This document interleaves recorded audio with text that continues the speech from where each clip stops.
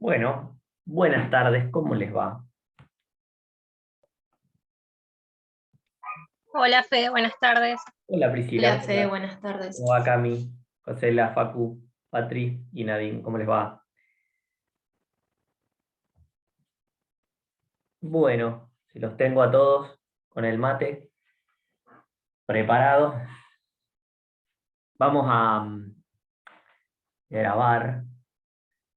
Ah, está grabándose desde hace rato, me acabo de dar cuenta. Pues voy a tener que cortar el video, me parece que tuve como 5 minutos grabándose innecesariamente. Bueno, recuerden que hay 5 minutos y lo subo así, que hay 5 minutos que fueron grabados y no había actividad. Vamos a, hoy vamos a tener una clase sobre evaluación de empresas. Por supuesto que es un tema que tiene una extensión grande, ¿sí? Y hay mucho para ver. Obviamente trataremos de acotarnos a lo más usado, lo más básico, lo más clásico, a lo que a ustedes les puede llegar a servir incluso para, ¿cómo es? Para si algún día les toca hacer un trabajo, tener algún recurso como para poder hacerlo. Y bueno, es un trabajo es una actividad de la profesión que les va a aparecer más de una vez. Y si no lo hacen, les va a aparecer aunque sea un cliente o una empresa que va a necesitar de esto, de alguna manera, ¿sí? Porque en algún momento una empresa necesita exponer su valor, ¿sí? O se necesita evaluarla para poder tener información y con esa información decidir. Así que les va a suceder. Yo les voy a compartir un Power. Este, ahí está.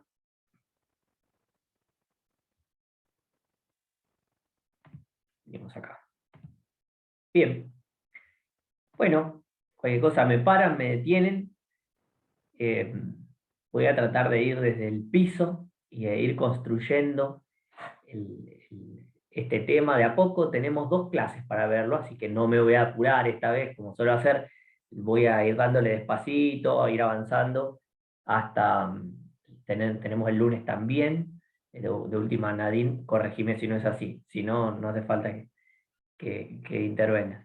El lunes vamos a continuar, seguramente vamos a ver si llegamos hoy con el caso práctico. Ahí está en el chat. Sí, gracias, Nadine. Bien. Así que tengo un caso de aplicación, en este caso lo inventé porque pensé en desarrollar un caso de aplicación real. Lo que pasa es que la complejidad me implicaba un tiempo que no tenía. Preparar estas clases por primera vez lleva mucho tiempo y además el grado de complejidad a la hora de evaluar una empresa real es tan grande que sentí que nos íbamos a quedar con mucho detalle en un montón de cosas que no hacían a la técnica de evaluación en sí. Entonces por eso decidí acotarme un poco, darme un ejemplo y en base a ese ejemplo vamos a hacer una evaluación. Eso no dista mucho de la realidad en cuanto a que los números ya van a estar plasmados. Lo que va a cambiar respecto a la realidad es que tenemos que ir a buscarla esa información y tenemos que analizar mucho un balance o analizar mucho la historia o la información de una empresa, si el mercado, etcétera. Acá estamos un poco más acotados, es un caso ficticio, entonces también simplifico cuestiones monetarias y de contexto macroeconómico. Así que bueno, acá está el monigote intrigadísimo por lo que hay adentro de este cubo, no sé qué es.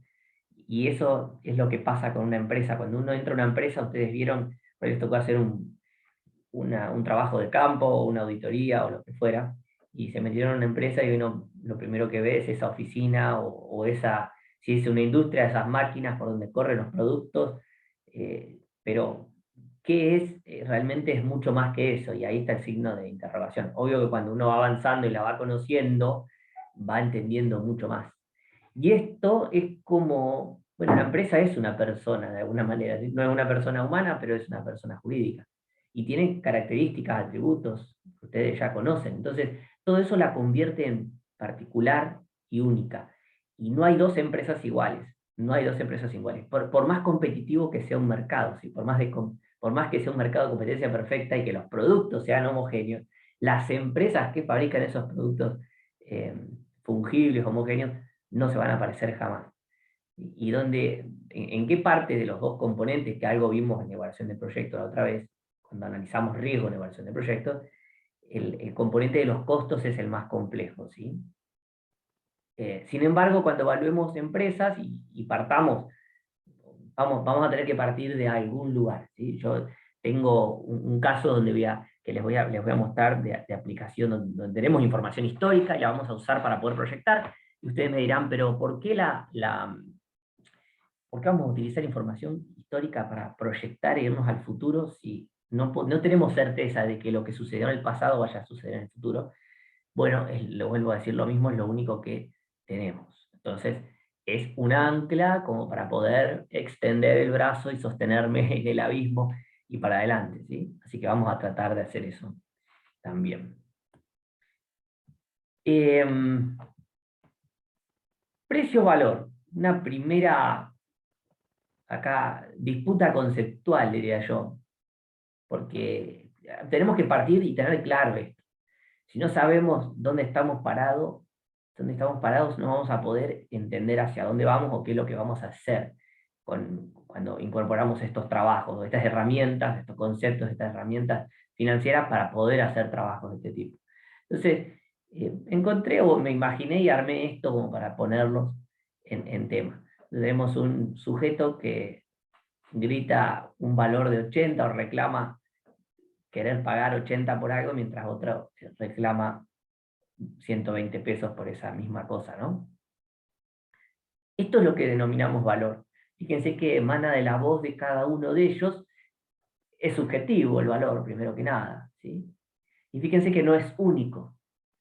Y en la teoría de valor, si nosotros nos remontamos a la teoría de valor, y detrás está nuestro objetivo, que es la evaluación de empresas, ¿sí? Y hacia ahí vamos, vamos a encontrar al final del camino, al final del túnel, lo vamos a terminar en la filosofía, ¿sí? Porque algo vale lo que vale.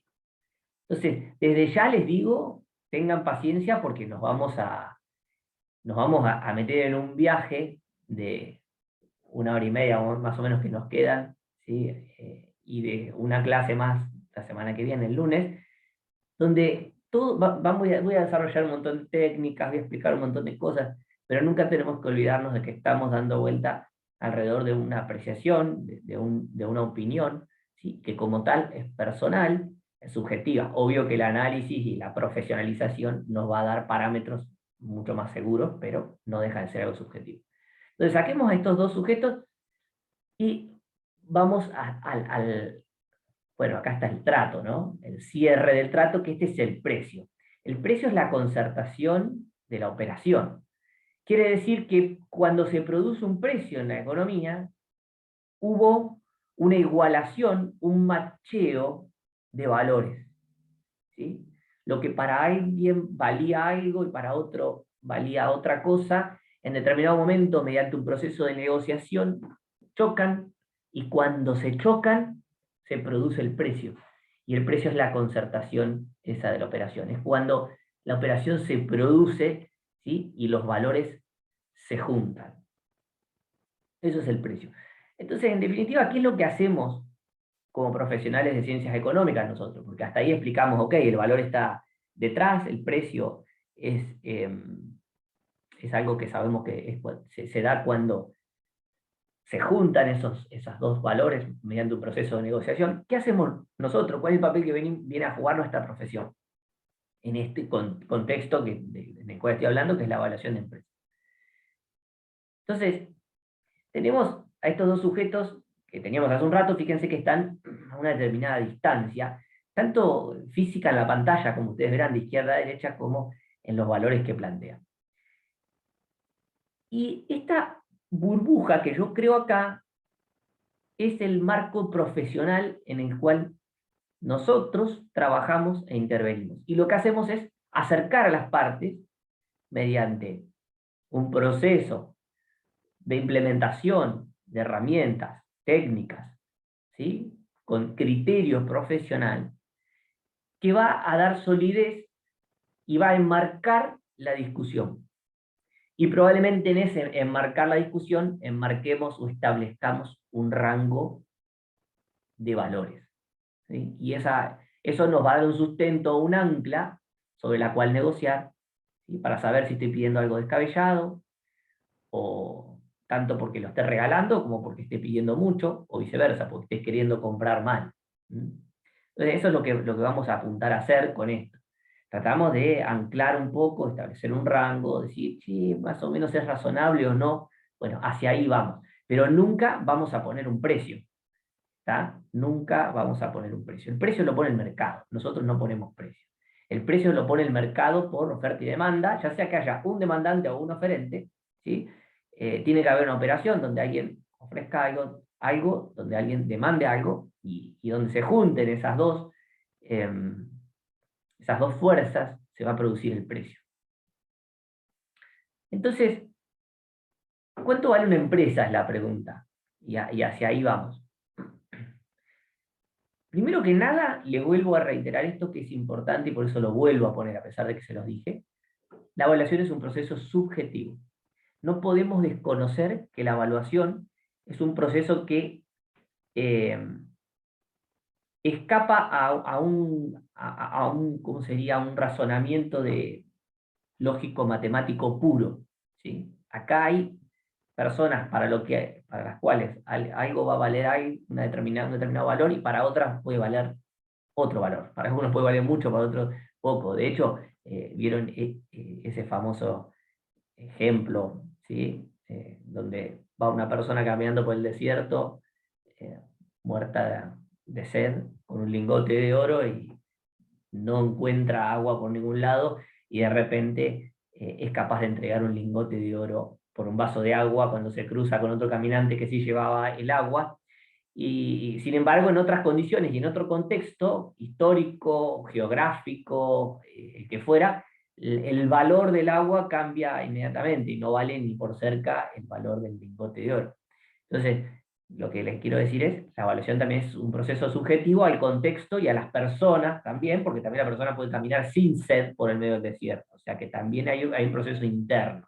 Entonces tenés el proceso contextual que también te va a ir influyendo. Segundo, la información cuantitativa. Existe información cuantitativa, o podemos generar información cuantitativa mediante métodos, ¿sí? Que nos van a ir orientando.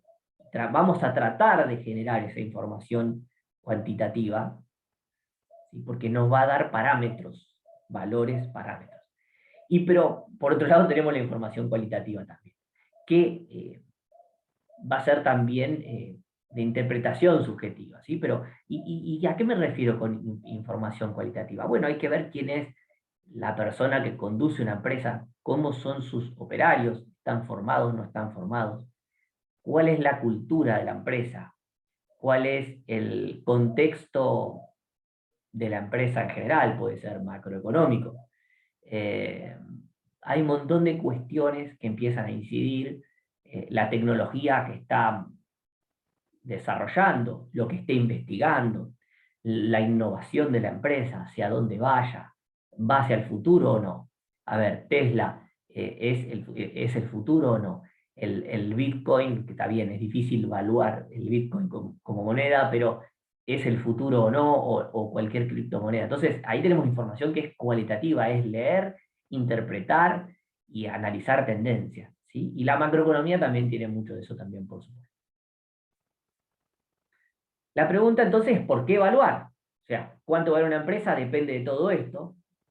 Hay un proceso subjetivo donde vamos a generar información cuantitativa, vamos a generar información cualitativa, la vamos a buscar, ¿sí? Y con todo eso vamos a tratar de poner un valor. ¿Y por qué evaluar? Primero, porque necesito información, puedo necesitar información. Y la información básicamente va a terminar respondiendo a si estoy creando valor o no. Hay gente que se lo va a preguntar de diferentes maneras, ¿sí? Pero tener la información de cuánto vale una empresa hoy me puede permitir establecer estrategias de competencia, ¿sí? Porque yo puedo estar evaluando la competencia, o puedo estar evaluando mi empresa, o la empresa en la que yo trabajo, o la empresa en la que me contrata para que la evalúe, ¿no? Y tener esa información cambia, porque me coloca en una posición diferente. Cuando ustedes tienen información, van a tener otra postura para poder decidir, ¿sí? Entonces, saber si estoy creando valor o no, o si creo valor o no con determinada decisión, es algo que créanme es fundamental, ¿sí? Así que eso, por un lado. O sea que podría ser que se evalúe por el simple hecho de querer saber cómo estoy y dónde estoy y hacia dónde voy y qué es lo que le hace bien en términos de creación de valor para la empresa. Puedo querer evaluar porque necesito vender, ¿sí? Hay gente que necesita vender su empresa y no sabe si la está vendiendo bien o mal, ¿sí?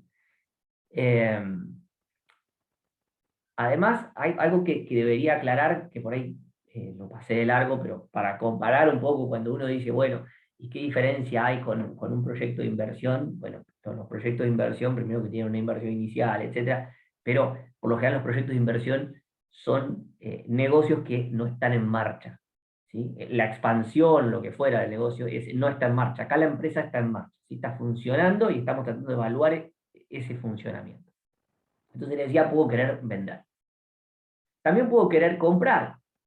A ver, compras o adquisiciones de empresas, que ustedes también sabrán, en el derecho societario se ve, ¿sí? Se pueden querer fusionar dos empresas, y ahí viene el problema de los socios, de los nuevos socios, ¿sí? ¿Cuánto vale lo que yo aporto? Y ahora tengo un caso de un problema de este tipo. Dos empresas grandes, en realidad son tres, que se quieren juntar y dicen, ¿cuánto valemos?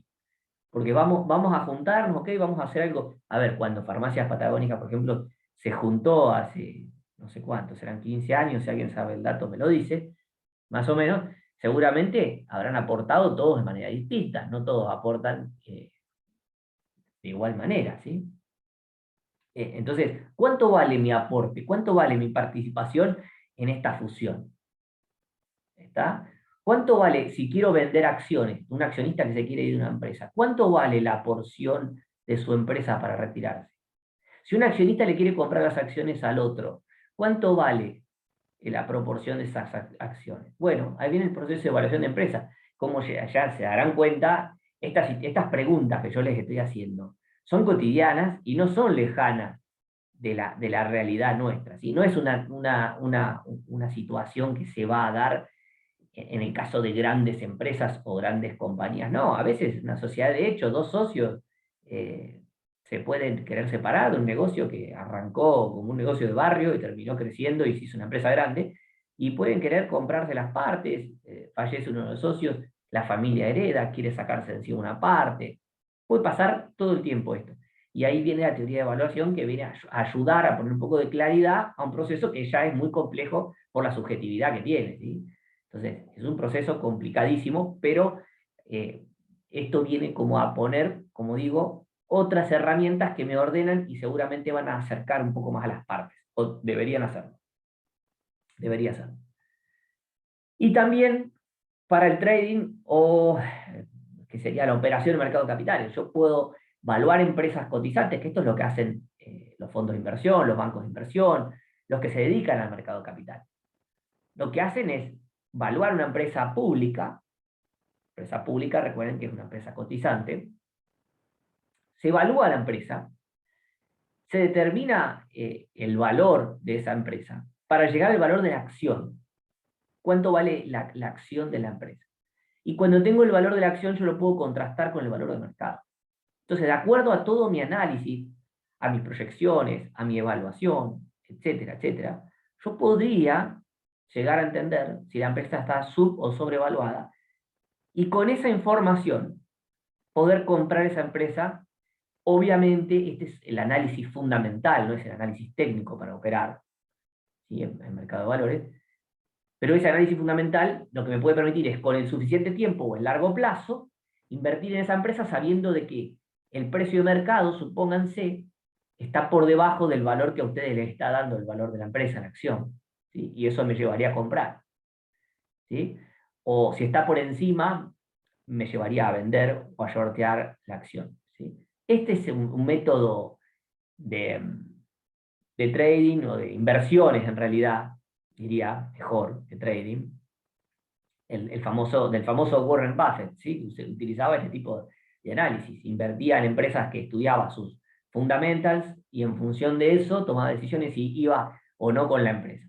Si la empresa le daba un valor, tenía una técnica de evaluación que rendía muy bien, había estudiado con Graham, que fue uno de los primeros pioneros en la evaluación de empresas, y el tipo encontró una beta para evaluar empresas y encontraba valores fundamentales que estaban muy por encima del valor del mercado e invertía en esas empresas.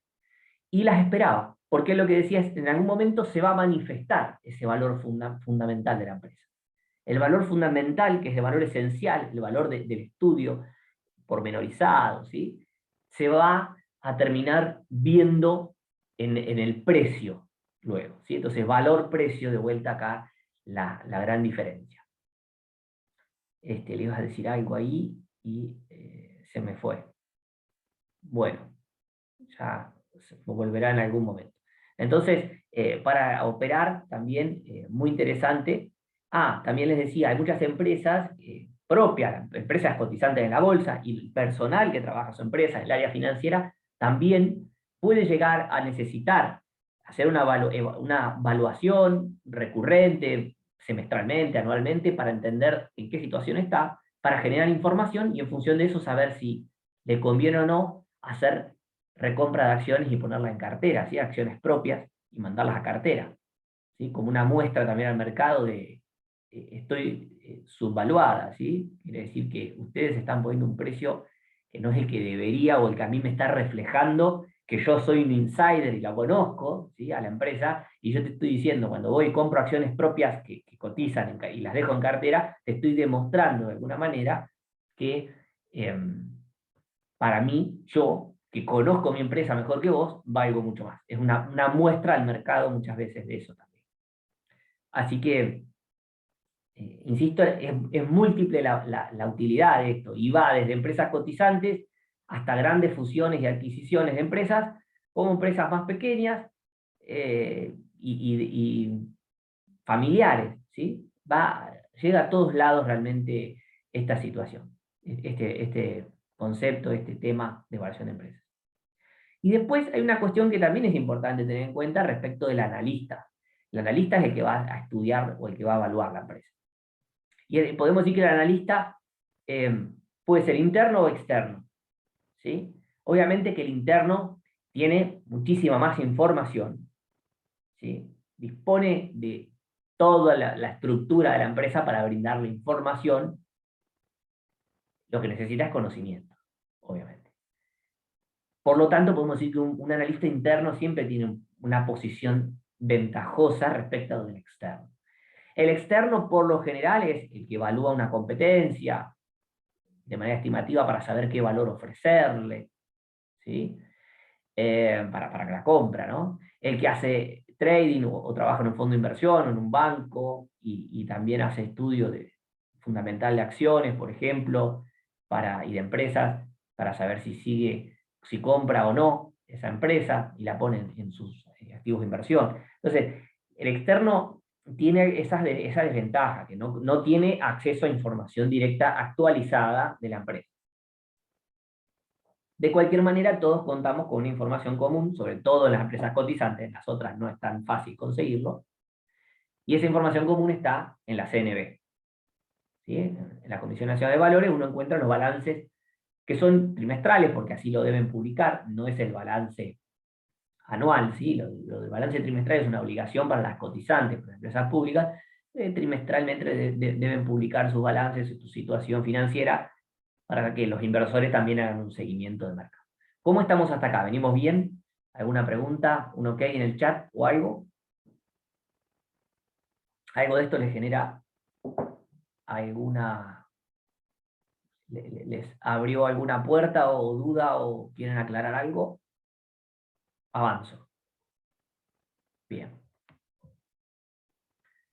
Bien, acá tenemos para ir aclarando algunos conceptos. El FB, que van a ver ahí a la izquierda arriba, es el Firm Value, es el valor de la firma, ¿sí? Uso la nomenclatura original porque si cambio castellano, empiezo a mezclar letras, por ahí van a quedar confusas. Entonces trato de mantener los valores originales de esto, ¿sí? Entonces el firm value es el valor de la firma, o si quieren es el valor del activo a valor de mercado, ¿sí? El equivalente al valor del activo, porque no es el activo contable, recuerden. Que es igual a la deuda neta. ¿Neta de qué? Pregunto. Más el equity, que el equity es el valor de mercado del patrimonio neto, si quieres, el valor de las acciones a precio de mercado. ¿Sí? Y cuando digo deuda neta, ¿neta de qué? ¿Qué se imaginan? ¿Alguno se imagina algo cuando digo deuda neta?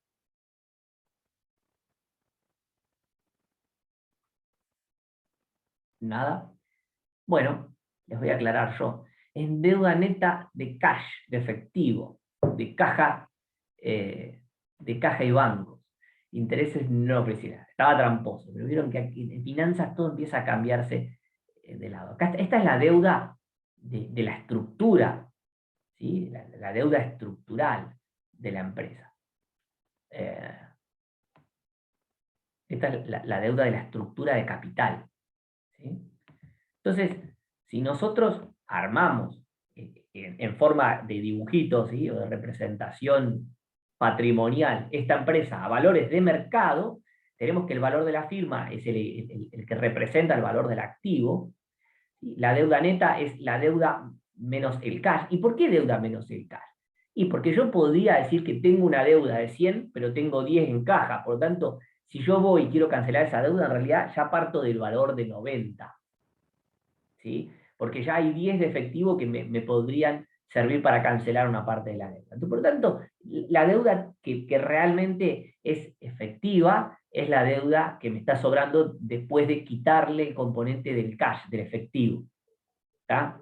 Quédense con eso porque después en el caso lo vamos a aplicar. Y el equity value. ¿Cuál remunera más? ¿Cuál remunera más de estas fuentes de financiamiento? La deuda, el aporte a la corporación mediante la deuda o mediante el equity. ¿Cuál debería remunerar más? ¿Qué piensan? Al inversor, ¿no?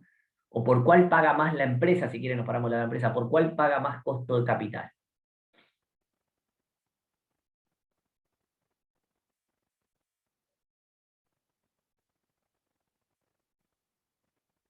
¿Por cuál paga más costo de capital la empresa? ¿Por cuál pagaría más?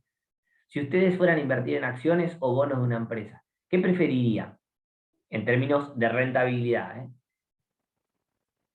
¿Comprar una acción y ser propietarios? ¿O comprar un bono y ser acreedores de la empresa? ¿Cuál les va a remunerar más? Ser acreedores de la empresa. Bien, ¿por qué, Cami? Porque el costo de capital ajeno es mayor que el costo, menor que el costo de capital propio. O es la regla general.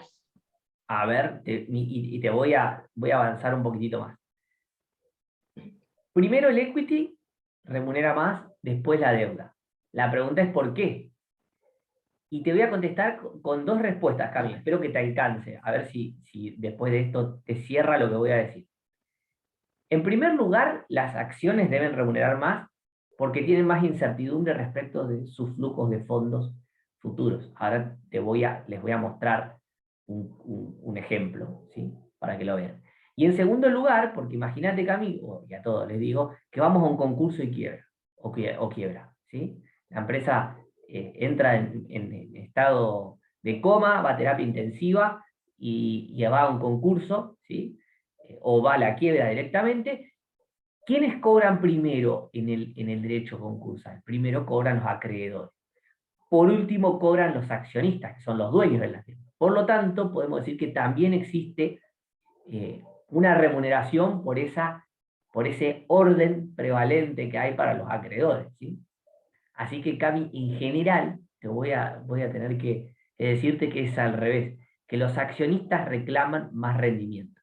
Y eso es como lo ves además. Y si agarras el mercado de capitales y te fijas el rendimiento, la TIR de los bonos y el rendimiento de las acciones de los últimos agarra periodos de 10 años, 20 años, 50 años, 5 años, lo que quieras, vas a ver que el equity, que la acción, remunera y rinde más que un bono.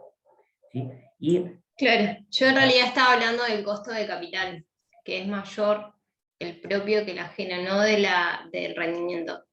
bueno, es lo Pero creo mismo. que era otra la pregunta. Capaz que te entendí mal, Cami, pero es lo mismo. Si vos me decís que el costo del capital del equity es mayor que el costo de capital de la deuda, ¿eso me dijiste?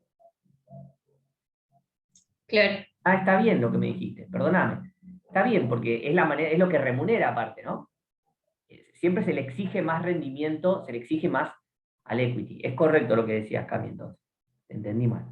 Entonces, al equity siempre le exigimos un poquito más.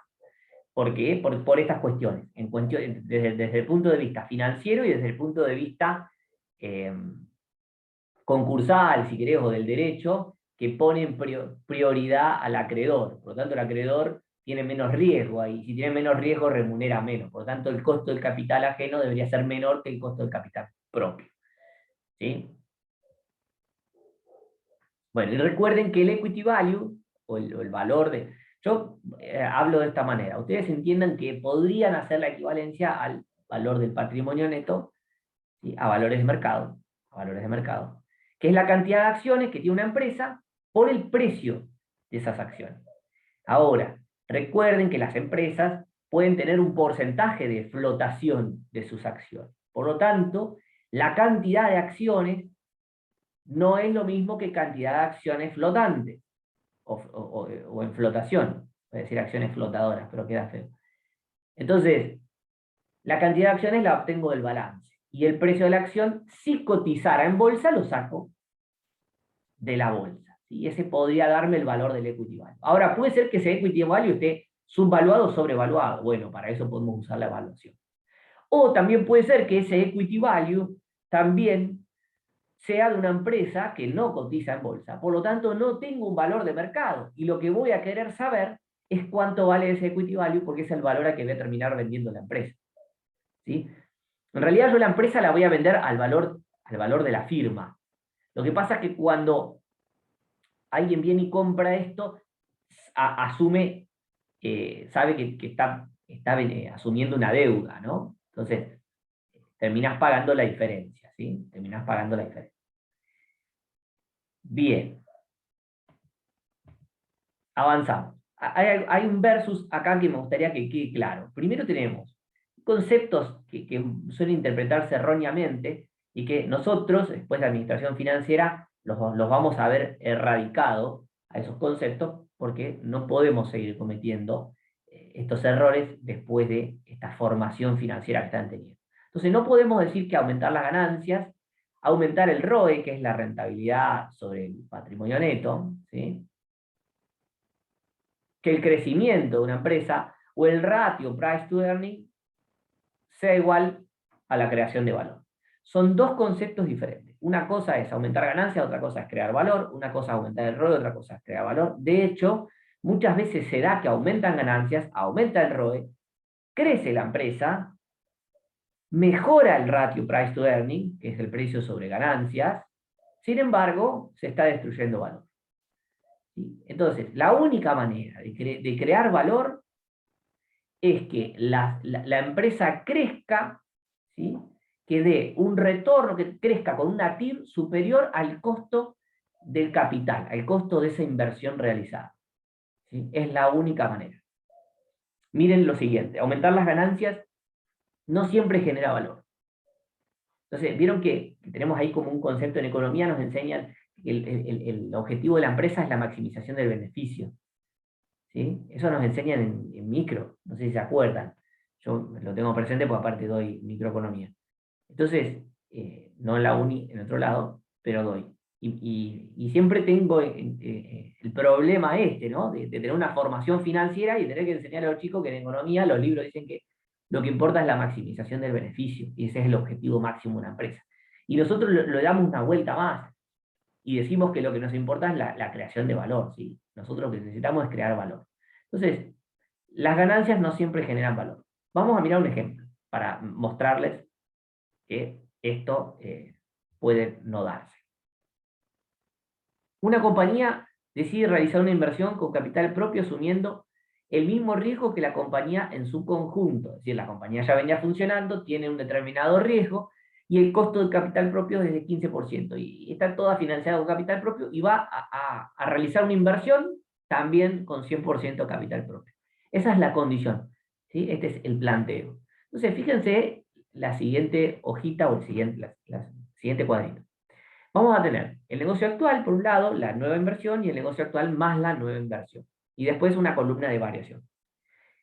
El primer renglón, la primera fila, dice la cantidad de acciones, que son 100 para el negocio actual, y se van a emitir 50 acciones nuevas. Por lo tanto, me va a quedar un negocio por un total de 150 acciones. Las ventas que genera el negocio actual son de 1.400 pesos, ¿sí?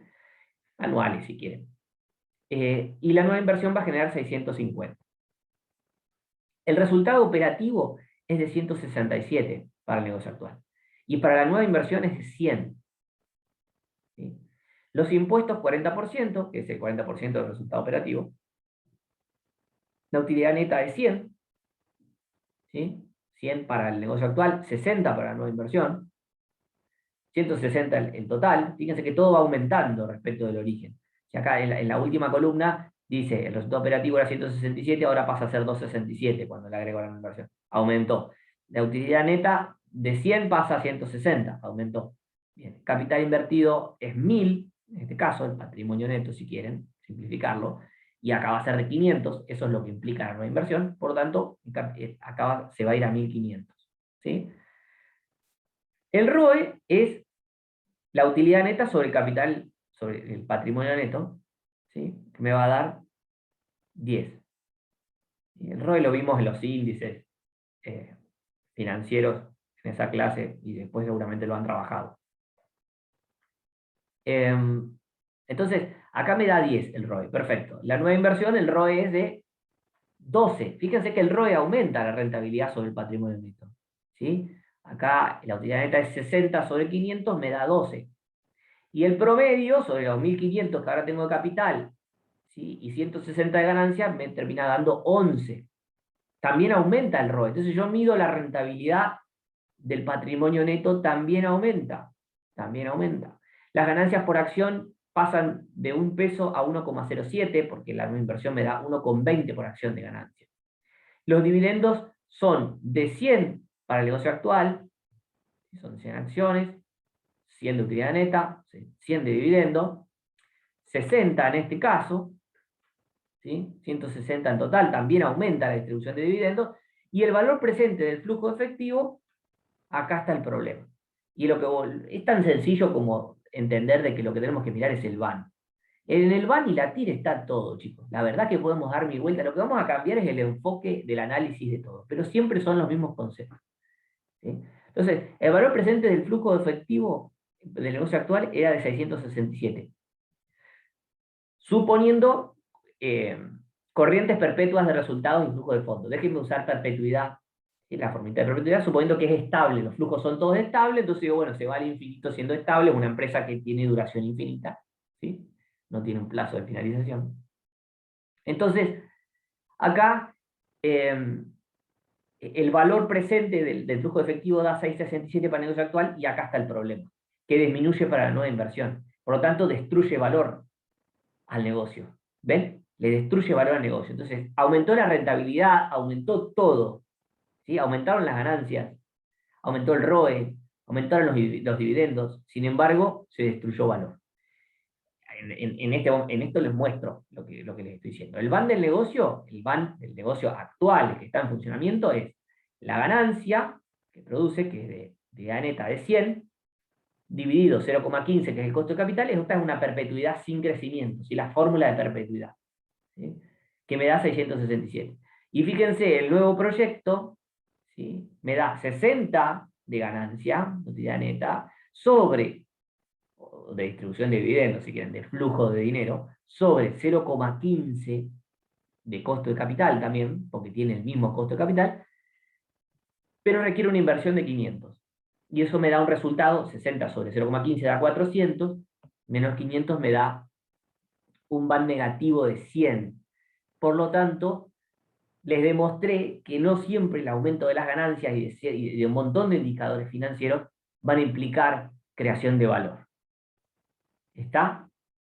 No siempre implica creación de valor. Y el objetivo nuestro es crear valor. La empresa tiene que crear y generar valor, no necesariamente ganancias.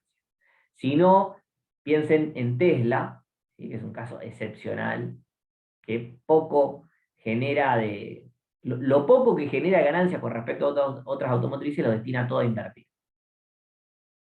Entonces, el ROE, ya lo vimos antes, tampoco, no siempre genera valores, eso también lo vimos en el cuadrito, ¿sí? Y además yo le pongo, es un valor contable. Yo cuando digo valor contable, dudo, no me resulta confiable. Y ustedes dirán, bueno, sí, porque en Argentina los valores contables, no, bla, bla, no. En Estados Unidos también, en Europa también. El valor contable no representa necesariamente la realidad financiera o de mercado de un ente. ¿Sí? Lo representa de acuerdo a un conjunto de normas, pero no respecto de la valoración de la población o del público en general. ¿Sí? Esto es como la posta, digamos. Lo contable es una manera de ordenar la información. En un país de mucha estabilidad, en un país donde todo es muy correcto, podríamos llegar a tener más similitud entre el valor del libro y el valor del precio de mercado de las acciones. Pero no necesariamente es así. Es muy difícil, de hecho, encontrarlo. Entonces, el ROE, acuérdense, es la utilidad neta sobre el patrimonio neto. Agarra el último renglón, ¿sí? Agarra el último renglón del estado de resultado y lo compara con el patrimonio neto. Es decir, ya le quitó a la utilidad neta, ya antes se le quitó todo la remuneración por el capital ajeno, y entonces lo voy a contrastar contra el patrimonio neto. Pero tiene los problemitas que tiene esto, por ejemplo, en el numerador, en la utilidad neta, puede estar afectado por resultados no operativos, como por ejemplo resultados por tenencia, diferencia de cambio, otros ingresos y egresos, ¿sí? Que no necesariamente me están mostrando en la utilidad neta el resultado operativo de la empresa. Y ahí puse Tesla porque hay un caso de Tesla que es muy interesante. Tesla dio muy buenos resultados, está dando muy buenos resultados en los últimos balances, pero no por la venta de autos. Si ustedes agarran el balance de Tesla, la mayoría de los resultados están generados por otros ingresos. ¿Por qué? ¿Qué beneficio está teniendo Tesla de la situación? Las normas en Estados Unidos están obligando a las automotrices a fabricar una determinada proporción de su planta o sus vehículos, ¿sí? Que tienen que ser vehículos ecológicos, ¿sí? Eléctricos o de algún tipo. No conozco con precisión la norma, pero les exige la construcción y fabricación de vehículos que sean amigables con el medio ambiente. Y le ponen un cupo mínimo que tienen que cumplir. Si no cumplen con ese cupo, ¿qué sucede? Tienen que pagar una multa.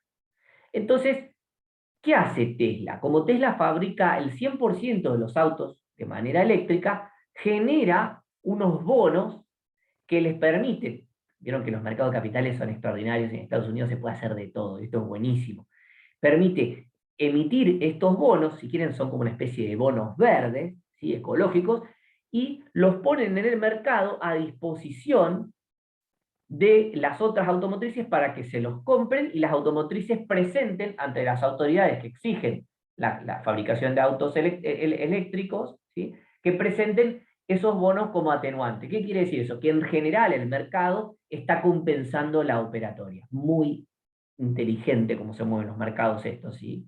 Pero el mercado en su totalidad compensa porque Tesla fabrica 100% de autos eléctricos y eso genera créditos para la producción total que pueden ser adquiridos por otras empresas y presentados como descargo para evitar las multas. Y fíjense que Tesla se está beneficiando por resultados que no son operativos, no son de la venta de autos. Entonces seguramente Tesla tiene, si tomamos el ROE de Tesla, va a estar totalmente deformado, porque yo no miraría eso que puede desaparecer de un segundo para otro, ¿sí?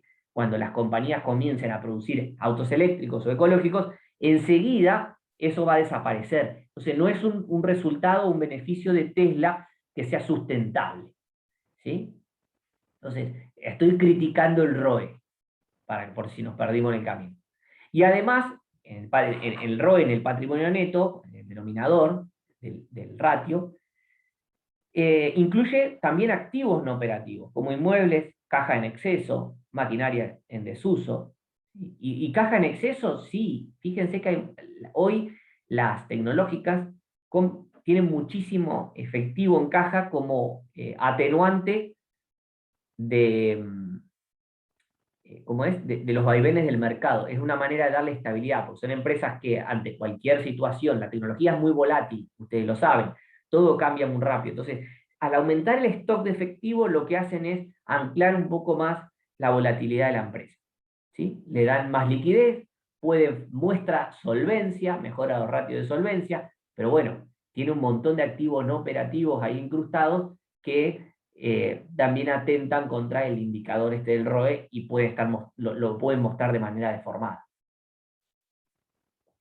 Entonces, y otra cuestión también, estoy siempre hablando dentro de que la creación de valor no necesariamente tiene que ver con estos índices. Obvio que es bueno, o sea, es necesario generar ganancias para crear valor, en algún punto sí lo voy a terminar necesitando, si no puedo vivir a pérdida. Pero fíjense que también podemos agarrar el caso de Tesla, que no da muchas ganancias y no dio ganancias durante muchos años, trabajó a pérdida Tesla. Sin embargo, no para de crecer en precio, ¿sí? No paraba de generar valor. ¿Por qué? Porque la poca ganancia que tenía y la capitalización bursátil y la emisión de deuda la destinaban toda a una inversión que genera mucha expectativa y que supuestamente, según el mercado, crea valor. ¿Sí? Entonces, volviendo, aumentar retornos. Bueno, acá tengo un ejemplo. Se consigue un financiamiento para cultivar 100 hectáreas de papa. Se dispone de dos opciones para arrendar. Un campo en una región con poca lluvia, que podría generar entre 20 y 25 toneladas por hectárea, con clima estable y regular, según datos históricos. Y un campo, otra alternativa, o sea, yo consigo financiamiento para uno de estos dos campos, ¿sí? En una región con años que traen grandes lluvias y otros afectados por grandes sequías. Es decir, si uno hace un estudio climatológico, hay más volatilidad en el clima. Entonces, la producción máxima que podría llegar a generar un buen año es de 35 toneladas por hectárea, pero la mínima es de 15 toneladas por hectárea. ¿Sí? Entonces, ustedes qué mirarían acá, o qué se debería mirar? El retorno, pero ajustado por riesgo. Habría que evaluar la volatilidad, el riesgo, como lo vimos, ¿sí? Por ejemplo, en riesgo de evaluación de proyecto de inversión. ¿Sí? Uno puede evaluar esta situación y ver el retorno esperado en función de los riesgos, ¿sí? En función de los riesgos que puede llegar a generar uno u otro emprendimiento o en este caso empresa. Entonces, ojo también el retorno solo no, la creación de valor relaciona siempre un flujo de fondo con una tasa que va en el denominador, que descuenta, es decir, un numerador y un denominador. Son dos componentes. Fíjense acá, dos empresas. Tenemos la empresa C y la empresa W. La empresa C crece. En negro está el valor de la firma. Ven que el valor de la firma crece, pero sin embargo invierte esto. El capital invertido es este. Por lo tanto, está destruyendo valor esta empresa. Está creciendo por debajo de lo que invierte. Pone 100, la empresa crece en 70. ¿Esto qué significa? Que el WACC es mayor. Esto está mal. No, sí, está bien. Que el WACC es mayor que la TIR. Es decir, el costo de capital, ¿sí? El costo del capital termina siendo mayor que la TIR y me estoy desfinanciando. Y hay empresas, hay negocios que están en esta situación y la gente no lo ve porque no tiene formación financiera. Y parece una pavada, y para ustedes más que nunca parece una pavada hoy. ¿Dónde está la dificultad de todo esto? ¿O dónde puede estar, no sé si la dificultad, en encontrar y generar la información que me demuestre esto? Una vez que uno tiene la información, por eso digo lo importante de generar información, uno le puede mostrar a cualquier emprendedor, a cualquier comerciante, a cualquier empresario, que puede estar destruyendo valor con decisiones que toma. Mientras que la economía W, fíjense que invierte esto, pero el valor de la compañía va por encima. Desde el momento cero que empezaron a invertir, las dos comenzaron con un nivel de inversión, fíjense, capital invertido, ¿sí? De 10.000. Sin embargo, esta generó valor en todo momento. Entonces la diferencia esta que acumula de valor, de diferencia de valor, es brutal, ¿sí? Mientras que acá la empresa destruyó valor todo el tiempo. ¿Y por qué me interesa generar valor? Y bueno, el día que vayas a vender la empresa, créeme que te la van a pagar por lo que vale y que va a ser el valor por la línea negra y no por la otra línea, ¿sí? Entonces, en el caso este de la compañía C, cada peso invertido produce un retorno por debajo del capital invertido. Bien, ahora vamos a meternos un poquito más en el tema, pues ya hablamos de que lo que importa es crear valor, por lo tanto, estamos sosteniendo este concepto de evaluación, estamos sosteniendo el concepto de valor, ¿sí? Y hay métodos para poder evaluar ahora, para ver cuánto es ese valor. Ahora vamos al procedimiento para poder arribar a un valor. Entonces, hay diferentes métodos, ¿sí? Yo acá resalté en negrita los que pretendo mostrarle en estas dos clases. Son los que he usado también, aunque les soy sincero, la APB no lo usé nunca. El DCF o método de fondos descontados, de flujo de fondos descontados, DCF es eso, ¿sí? Flujo de fondos descontados. O WAC, ¿sí? Que es lo mismo, ¿sí? Se llama igual el método. Es el que más utilicé y con el que les puedo decir lo conozco y lo hice. Después el equity cash flow, nada, es encontrar el cash flow del accionista y descontar al K sub E, ¿sí? O al costo del capital propio. Y en el caso del DCF, que descuenta por la WAC o por el WAC, ¿sí? Que es el costo del capital promedio ponderado, el K sub 0, ¿sí? Es lo mismo.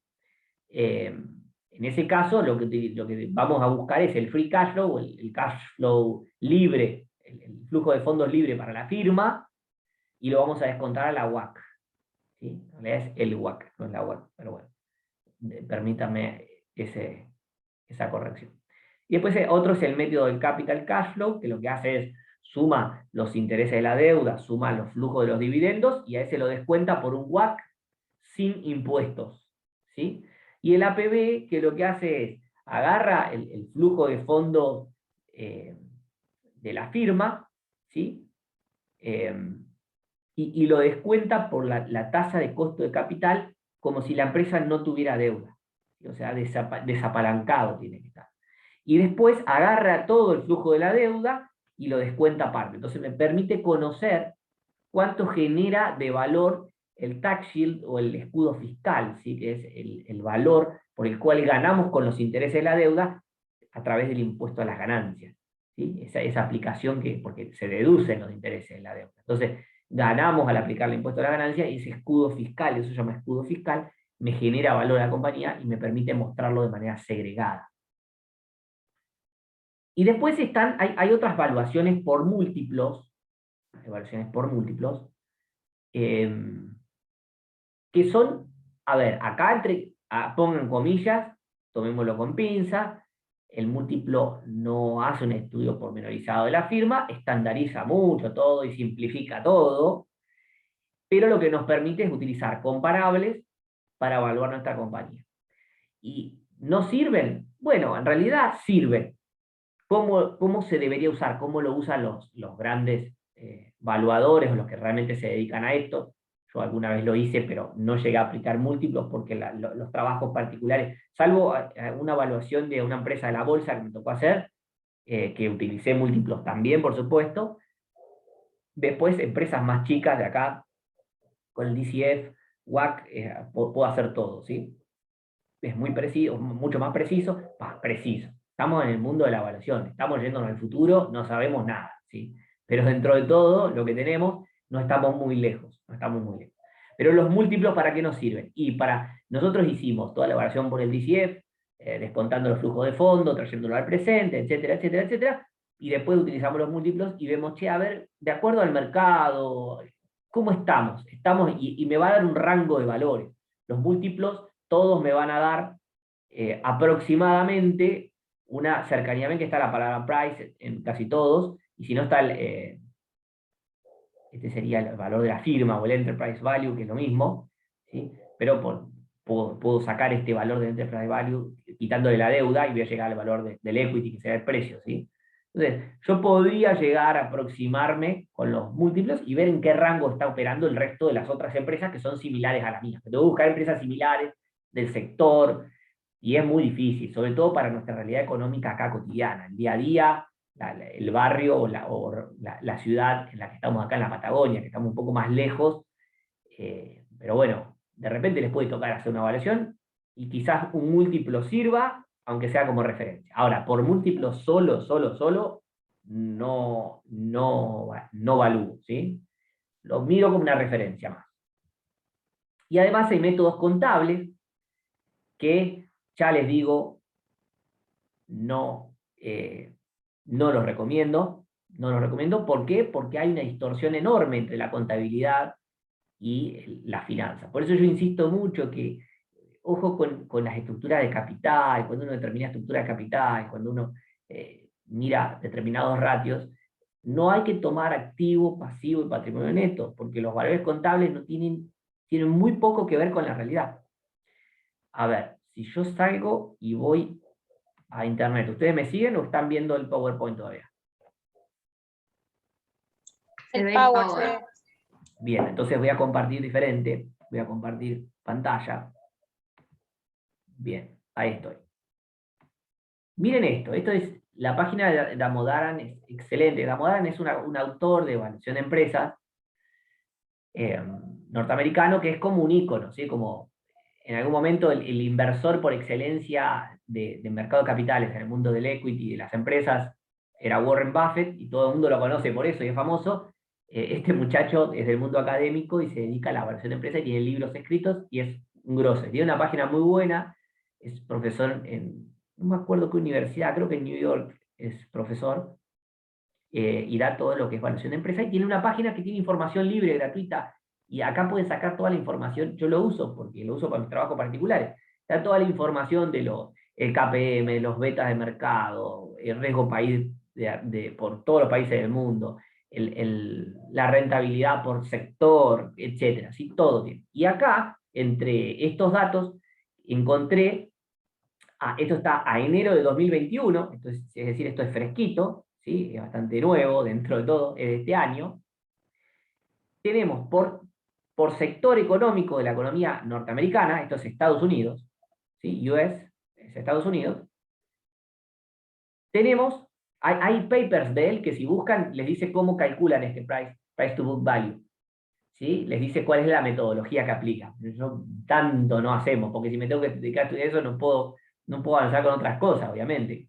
El tipo se dedica a esto y está todo el día con esto. Pero lo que me muestra el price to book value, de alguna manera, es el precio de mercado de una acción o de una empresa, y que es lo mismo, nada más que la acción es individual y de la empresa es la sumatoria de todas las acciones, comparado con el valor del libro, o sea, con el valor del patrimonio neto. El equivalente, ¿sí? El equity value con el valor de patrimonio neto, que deberían ser iguales, en teoría. ¿Sí? Y si son iguales, entonces sí le digo, bueno, para armar una estructura de capital podemos usar los valores contables, ¿sí? Para calcular el WACC o el caso 0, ¿sí? Podríamos llegar a utilizar el valor contable, pero solamente si el price to book value no varía. Si hay mucha distancia entre el precio de mercado y el valor de libros, quiere decir entonces que no sirve para nada el valor del libro. ¿Sí? Y fíjense que este es el price to book value de todos los sectores económicos de Estados Unidos: electrónica, ingeniería y construcción, hospitales, todo está acá, todo. REIT, que son como es, fondos comunes de inversión inmobiliario, fideicomisos inmobiliarios que cotizan en bolsa, real estate, development, etc. Está todo. ¿Sí? Y acá el price to book value, fíjense que cotiza, en el caso de, que no sé qué es advertising, no sé qué es, pero por ejemplo, aerospace y defensa, cotiza 4,44 veces el valor del libro. Es decir, que el precio de la acción, ustedes háganme recordar, el BPP era el valor de la acción, ¿no? A valor de libros individual. ¿Se acuerdan en contabilidad 2? ¿Era así? ¿Sigue existiendo ese concepto todavía? BPP, Valor patrimonial proporcional, ¿así se llamaba? ¿Nadie se acuerda? Bueno, lo, sí, lo que intento decir es, si quieren, es como comparar ese BPP, si es que existe todavía, con el precio de la acción en la bolsa, ¿sí? O el valor del equity value, que es el precio de la acción en el mercado por la cantidad de acciones que tiene una compañía, eso me da el equity value, comparado con el valor del libro patrimonio neto. Voy al balance, miro patrimonio neto total, tuki. Bueno, fíjense, cuando hago esa división, sigue existiendo el BPP, dice Lucas. Mirá vos, Lu. Gracias. Pensé que no lo veían más, ¿viste? Ya hace como 12 años que cursé contabilidad 2. Bueno, acá lo que les estoy mostrando es que salvo acá banca, ¿ven? Bank Money Center, eh, y solamente Money Center, no los bancos regionales, pero bueno, los bancos están más o menos, pareciera, ¿sí? Similar. O sea que un banco podría armar la estructura de capital, el WACC, con un banco, si estoy evaluando un banco. ¿Se entiende? Porque está cerquita. Pero fíjense los otros. Beverage son bebidas. Soft, o sea, gaseosa y jugo. El precio de la acción en el mercado, en promedio, todas las empresas que cotizan, que se dedican a bebidas, cotiza 8,5 veces más que el precio del patrimonio neto, que el valor del patrimonio neto, que el valor del libro. ¿Se entiende esto? ¿Se entiende? O sea, ¿les sirve? ¿Les alcanza? Yo lo que intento ponerles en dimensiones, trato de decirles, ¿vieron que el valor del libro no nos está sirviendo porque no nos habla de la estructura de capital? ¿Se dan cuenta de esto? ¿Se lee? ¿Se interpreta? Miren, computers, sí, Sí, gracias, sí. gracias Cami. Mirá, computers 22,9, una barbaridad. Y cuando uno mira los rubros más tecnológicos, siempre va a encontrar mayor distancia, ¿no? Más diferencia todavía. Pero bueno, con esto, ¿qué les quiero decir? Mira, el promedio del mercado es 3,81. Esto está ponderado seguramente. Esto está ponderado. Es 3,81. Es decir que ni por cerca estamos hablando, estaríamos errando por 3,81 si armáramos un WACC o un K sub 0. Si de alguna manera le estaríamos dando, si lo armáramos tomando como estructura de capital el valor contable del activo y del pasivo y del patrimonio neto. ¿Sí? Le estaríamos errando para el traste. Evidentemente no va por ahí. ¿Sí? No va por ahí. Que yo lo vengo diciendo hace rato, pero insisto en esto, porque quiero que quede claro que no va por ahí. Entonces, los métodos contables, vuelvo a insistir, ahora sí volví al PowerPoint, creo que están viendo el PowerPoint, porque ahora puse compartir pantalla, de última me dice. Entonces, los métodos contables, yo con eso lo que estoy tratando de mostrar es todo lo que es evaluación, utilizando métodos contables, directamente yo lo descartaría. Es decir, si entienden los otros en algún momento, supongamos que vamos a una contabilidad que tenga más que ver con la realidad, con los precios de mercado, van a tener recursos para ponerse a estudiarlo. Pero hoy yo no perdería el tiempo con los métodos contables, porque me parece que ya con eso estamos hablando de que está totalmente deformado, y que esta deformación, podríamos mirar el price to book value histórico también, hacer un análisis vertical, como estamos haciendo ahora, por sector, pero podríamos hacer un análisis histórico también, del price to book value, y vamos a encontrar justamente que esa deformación o ese distanciamiento respecto del valor de mercado, respecto del valor de contable, existe desde hace muchísimos años. ¿Sí? Así que medio que lo descartaría. Y después hay métodos para evaluar empresas que utilizan opcionalidad real. Y bueno, esto es un tema que a mí particularmente me apasiona, no soy experto, pero en la tesis de maestría solamente lo utilicé, no apliqué nunca un caso real a la práctica, pero lo utilizo como método de razonamiento, para la vida, para todo. Pero el método de opcionalidad real es extraordinario, porque lo que genera valor acá es que una empresa tenga la opción de tomar uno u otro camino. La posibilidad de elegir genera valor. ¿Sí?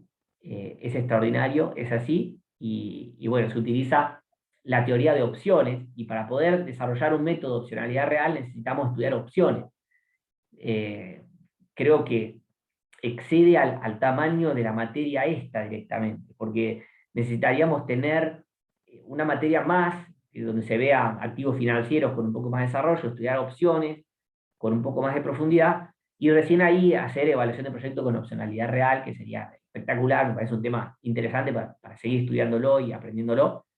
Yo lo apliqué en la tesis, como les decía, y me pareció espectacular, complejo, muy complejo, pero está muy bueno.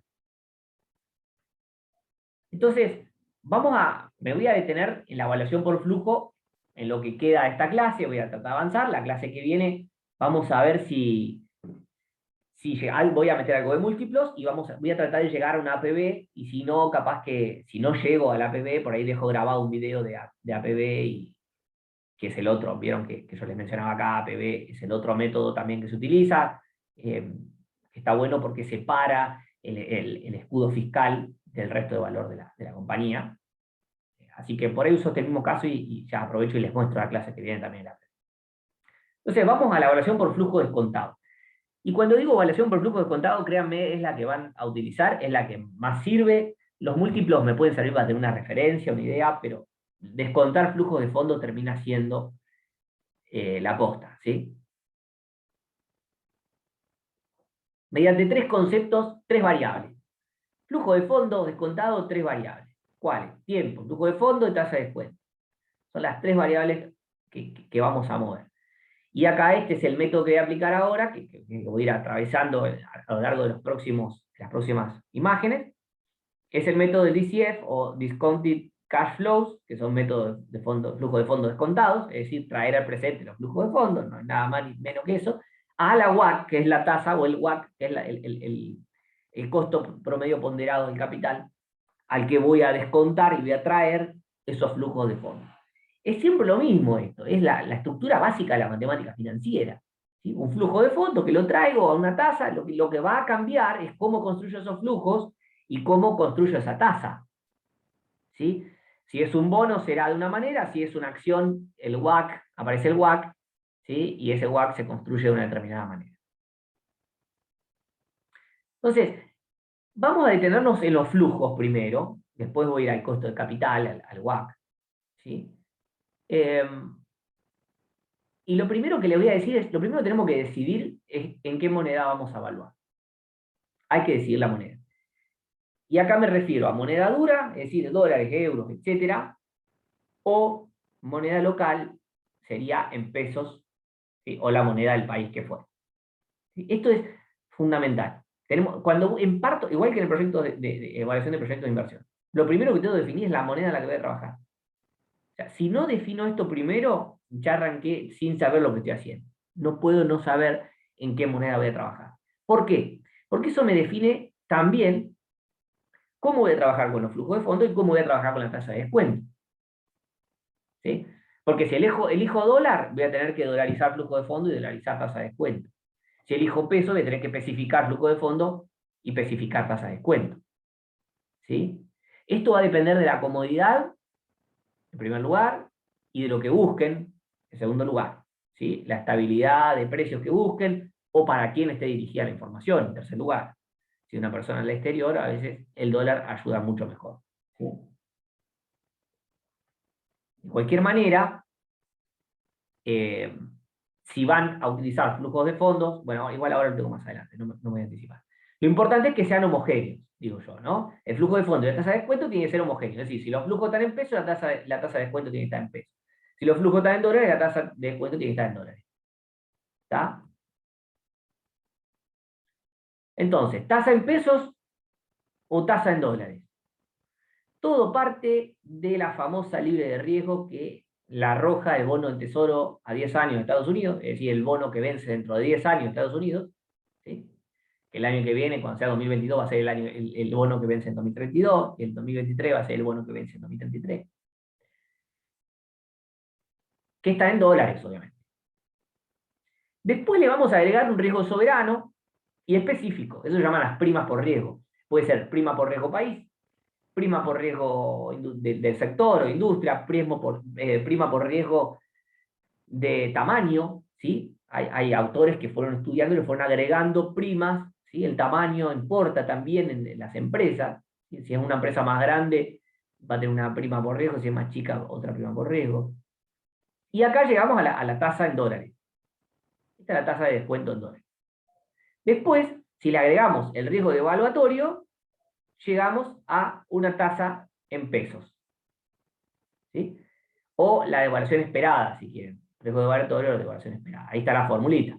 La tasa en pesos es igual a la risk-free, al riesgo soberano, es decir, el riesgo país, más el riesgo específico del sector, si es que le agregamos alguno, puede no agregársele, más la devaluación esperada de la moneda. ¿Sí?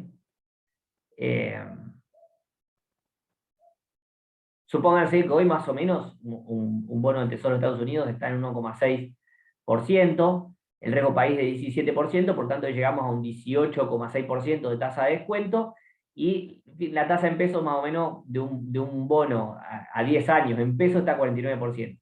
Lo que tienen por diferencia acá es la tasa de evaluación esperada. Miren cómo se las digo, así no se las canto. Lo que tienen por diferencia. Porque yo podría poner mi especulación sobre la tasa de evaluación esperada para los próximos 10 años, hay que promediar anualmente, es muy difícil, ¿sí? Por eso trabajar en tasa en dólares es mejor, muchas veces, y dolarizar flujos es mejor, pues se puede trabajar mejor sobre el tipo de cambio que sobre la...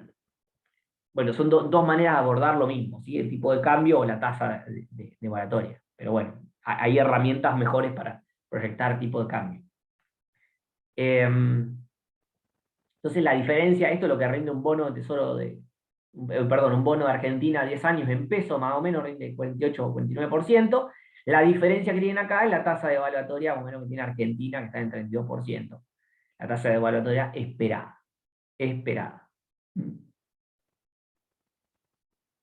Entonces, si trabajo en dólares, debo proyectar tipo de cambio nominal. ¿Sí? Luego en pesos o en dólares. Bueno, si trabajo en dólares, tengo que proyectar tipo de cambio nominal. ¿Para eso qué utilizo? Esto en proyectos de inversión, algo les adelanté. Utilizo una teoría que se llama de la paridad en poder adquisitivo. ¿Y qué utiliza? Y el tipo de cambio real, básicamente.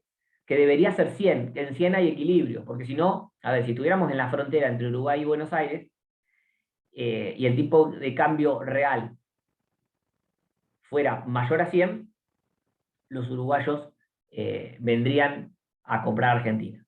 ¿Sí? Si fuera al revés, nosotros nos iríamos a comprar a Uruguay. ¿Está? Entonces eso pasa en los países de frontera. Entonces, lo que dice esta teoría es que si viviéramos todos tan cerca, en una simplificación obviamente, y yo la estoy simplificando más aún, deberían equilibrarse los precios por una cuestión de oferta-demanda, de mercado, etcétera. Se deberían tender a equilibrar los precios internacionales e internos. Entonces, eso debería dar una convergencia al tipo de cambio real igual a 1, o también medido en valor 100, que sería como el estable, ¿sí? El equilibrio. Entonces, si uno sabe que debería converger a 100 y se fija cuánto está hoy, uno podría estimar más o menos que va a ir oscilando alrededor de 100 en los próximos años. Y si tuvimos una devaluación muy grande y estamos en 120 de tipo de cambio real, la tendencia va a ser a que en los próximos 5 años el tipo de cambio real disminuya. ¿Sí? Si estamos con tipo de cambio real atrasado, es decir, en 95, en 90, que también pasó en algunos momentos de Argentina, lo que va a tender a suceder es que el tipo de cambio real va a tender a subir y acercarse a 100. Entonces, ¿le vamos a errar? Sí, le vamos a errar, pero nos va a dar una idea bastante aproximada de lo que va a pasar. Y como lo que nosotros queremos despejar es el tipo de cambio nominal, que es el objetivo, porque es por el cual voy a dividir los flujos de fondo en pesos para llevarlo a dólares, entonces lo que voy a ir sacando es, por diferencia, lo que voy a hacer es proyecto los precios del exterior, ¿sí? Del mundo, promedios del mundo, el nivel general de precios, o la inflación si quieren, y el nivel general de precios argentino. Muy difícil todo esto. Bueno, es la manera que tenemos de hacerlo. Y hay otra teoría que habla de la paridad en el tipo de interés, que dice que la variación en el tipo de cambio es igual a la tasa de interés local menos la tasa de interés externa, que es lo que vimos antes. Y ahí tiene la variación, la devaluación, ¿sí? La variación del tipo de cambio. Entonces, de esa manera uno podría ir estimando tasas de interés y estimando la variación en el tipo de cambio. Entonces, el precio hoy de cualquier cosa es un flujo de fondo que, un proyecto de inversión, un bono, una acción, que es una parte de una empresa, lo que fuera, son flujos de fondo descontados, ¿sí? Mediante este proceso o operación que se llama actualización.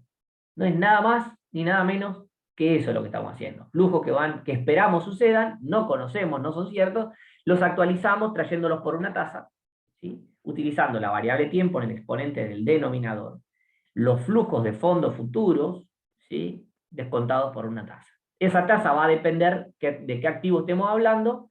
Si estamos evaluando empresas, será el WACC, o será, depende, si el flujo de fondo es el flujo de fondo del accionista, abajo descontaremos al costo del capital propio.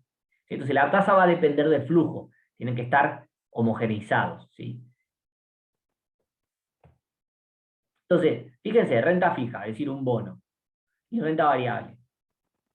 El precio hoy depende de estos flujos de fondos futuros, descontados por una tasa, donde, en el caso de la renta fija, estos flujos de fondos futuros son fijos, no tienen movimiento, son ciertos, los conozco, están prepactados. En el caso de la renta variable, la diferencia es que son desconocidos. Y acá ratifico y corroboro lo que decía Cami, que lo dijo bien, que en realidad, al tener, fíjense, la renta fija tiene desconocida solamente la variación en la tasa de interés, pero ya tiene establecido, están fijos los flujos de fondos. Pero la renta variable tiene variación en la tasa de descuento, que es el WACC, ¿sí? Y además varían su flujo porque no sé cómo le va a ir con su operatoria, ¿sí? Entonces, esa doble incertidumbre que genera la renta variable, que genera las acciones, demuestran financieramente que tengo más riesgo, porque tengo fluctuación de dos componentes de los tres que les mencioné que íbamos a utilizar en flujo de fondos. Entonces, eso está mostrando, de alguna manera u otra, está diciendo que es más riesgoso, ¿sí? Bien. Ahora, ¿cómo es la relación entre flujos de fondo y precio? Cuando los flujos de fondo bajan, podemos decir que el precio del activo, sea el que sea, baja, ¿sí? Si es una empresa, lo mismo.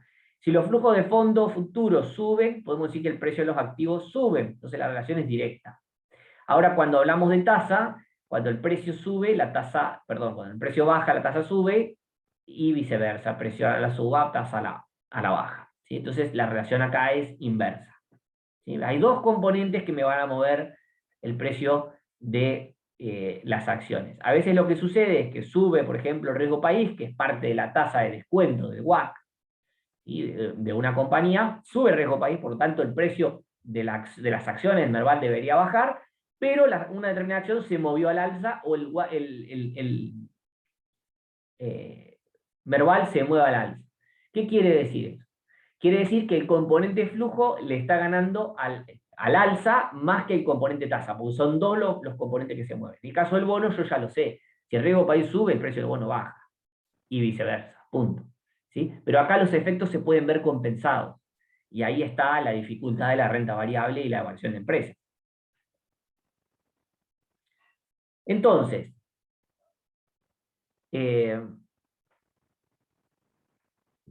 para proyectar las variables, ¿sí? Para proyectar las variables, tenemos que proyectar flujos de fondos. Bien, hay que proyectar flujos de fondos. Para proyectar flujo de fondos necesitamos antes proyectar otras cosas que nos van a servir para armar el flujo de fondos. Básicamente, estado de resultado y balance, ¿sí? Por supuesto que también podríamos proyectar inversiones, etcétera, pero bueno, acá está resumido, simplifiquemos, ¿sí? Vamos por evaluar una empresa. Si tuviéramos que evaluar una gran empresa, realmente haríamos un análisis mucho más detallado, pero con esto tenemos ya bastante para trabajar y nos alcanza y nos sobra.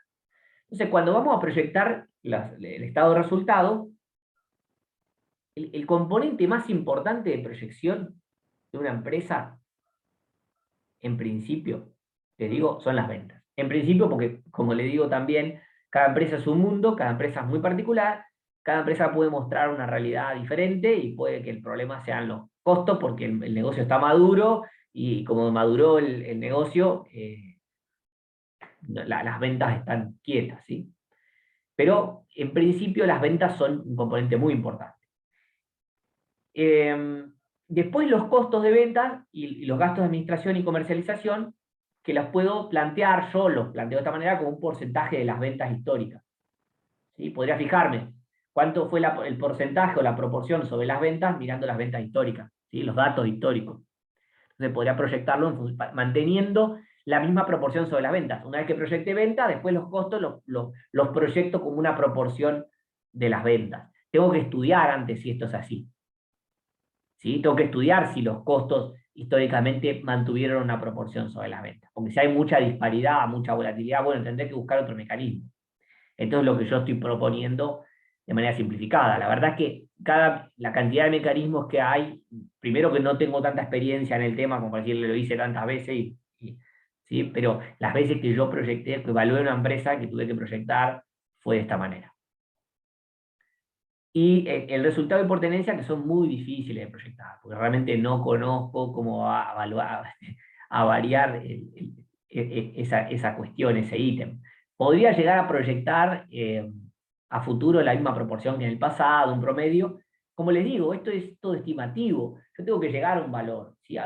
El valor me va a dar un ancla, me va a dar un rango. Después yo puedo moverlo, hacer un análisis de sensibilidad, lo que fuera.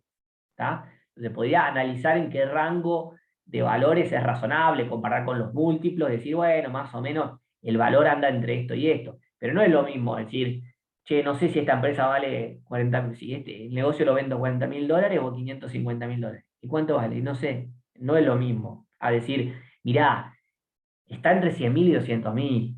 Después negociar. A ver, ¿es amplio? Sí, es amplia la diferencia, pero acota más que antes. Y lo importante es que una evaluación de empresa tenga más certeza que antes, o se haya acotado, certeza quizás no es la palabra, se acote el rango. ¿Sí? En el caso del balance, hay que proyectar bienes de uso, para eso hay que observar las ventas, ¿sí? Ventas proyectadas en relación al uso de la capacidad de producción para analizar incrementos de los mismos, es decir, hay que mirar el cash flow de inversión. ¿Qué estoy diciendo acá? Y hay que mirar en qué porcentaje de utilización de la capacidad está la empresa, porque si la empresa está al límite y vos estás proyectando en ventas, en crecimiento, en cantidad, porque las ventas son P por Q, ahora se los voy a contar igual, pero si en cantidad estás proyectando mayor crecimiento, entonces puede ser que te encuentres con una limitación productiva por encontrarte en la capacidad máxima. Entonces ahí tenés que analizar que si vas a proyectar venta de ese tipo, seas consecuente con los bienes de uso y las inversiones necesarias para poder generar esas ventas. ¿Sí? Eso por un lado. Y proyectar las depreciaciones como porcentaje de los bienes de uso mirando el histórico. ¿Sí? Me fijo más o menos en el histórico. A ver, ¿puedo entrar a hacer un análisis detallado de la empresa de cuánto amortiza cada bien de uso? Bueno, sí, si soy un insider y tengo la información tan precisa, lo hago, ¿sí? Pero si no, un porcentaje de los bienes de uso histórico, ir viendo cómo va y viendo si hay alguna inversión, habrá que agregarle más depreciación por incremento de los bienes de uso.